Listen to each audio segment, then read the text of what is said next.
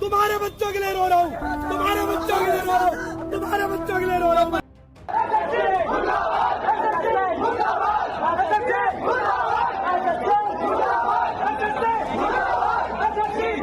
मित्रों, क्या सरकार को इन अभ्यर्थियों का रोना, जो इस तरह से ये आज व्यवहार कर रहे हैं, आंदोलन कर रहे हैं, यहाँ पे अध्यापक भी लगातार जूझ रहे हैं और अभ्यर्थी तो परेशान हो ही रहे हैं, जैसा कि आप वीडियो में देख रहे हैं। मित्रों, बात कर रहा हूँ एसएससी की। एसएससी एक ऐसी संस्था है जो बहुत सारे एग्ज़ाम को कंडक्ट कराती है और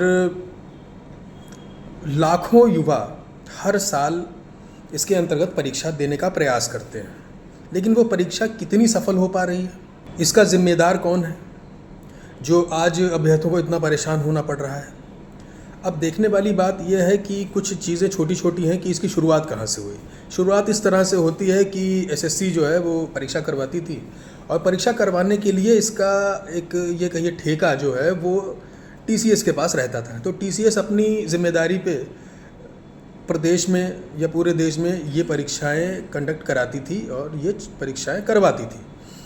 तो जैसे तैसे ये परीक्षाएं चल रही थी और बहुत ज़्यादा परेशानी नहीं झेलनी पड़ती थी और परीक्षा हो जाती थी। लेकिन अभी क्या है कि टीसीएस के पास से ये ठेका वापस ले लिया गया है और किसी दूसरी कंपनी को दे दिया गया है। अब संभवतः वो कंपनी जो है वो, ये सुनने में आ रहा है कि वो ब्लैक लिस्टेड थी। अब काली सूची में पड़ी हुई, यानी ब्लैक लिस्टेड सूची में पड़ी हुई एक कंपनी को इस तरह का एक महत्वपूर्ण ठेका या ये जिम्मेदारी दी गई, ये किसकी शय पे दी गई, कौन सा अधिकारी इसमें इन्वॉल्व था, इसकी जांच होनी चाहिए। देखा ये भी जा रहा है कि कुछ लोगों के सेंटर जो हैं वो करीब 400 से 500 किलोमीटर दूर गए हैं। मतलब ये मजाक बना रखा है क्या? मतलब जानबूझ के अभ्यर्थियों को परेशान किया जा रहा है। मतलब प्रथम दृष्टया ऐसा ही लगता है ना कि मतलब आपको 3 ऑप्शन दिए गए हैं कि हाँ भाई साहब यहाँ यहाँ यहाँ हमारा सेंटर होना चाहिए।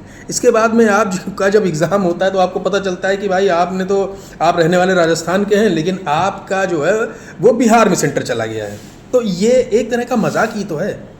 क्या इतनी भी जिम्मेदारी इन लोगों की नहीं है कि परीक्षा को सही से करवा पाएँ, सेंटर ही सही से दे दें। सेंटर जहाँ गए हैं, जहाँ भी सेंटर गए हैं वहाँ पे ये देखा जा रहा है कि जो परीक्षा सेंटर हैं, यानी जहाँ पे एग्ज़ाम हो रहे हैं, वहाँ पे कंप्यूटर नहीं चल रहे हैं, माउस नहीं चल रहे हैं, कीबोर्ड काम नहीं कर रहे हैं, कंप्यूटर हैंग हुए जा रहे हैं। मैरिज लॉन में परीक्षाएं करवा दी गई हैं। आप नॉर्मल जैसे आप खड़े होना पसंद नहीं करेंगे, वहाँ पे परीक्षा देनी पड़ रही है। किन हालातों में परीक्षा देनी पड़ रही है? किसी किसी का तो एग्ज़ाम कोई 300-400 किलोमीटर दूर जाने के बाद में पता चल रहा है कि यहाँ तो पेपर ही लीक हो गया है। ये इस तरह की लापरवाही एक सुनियोजित ढंग से है। और मुझे तो एक सज्जन का क्लिप भी मिली है, इसको देखिए आप।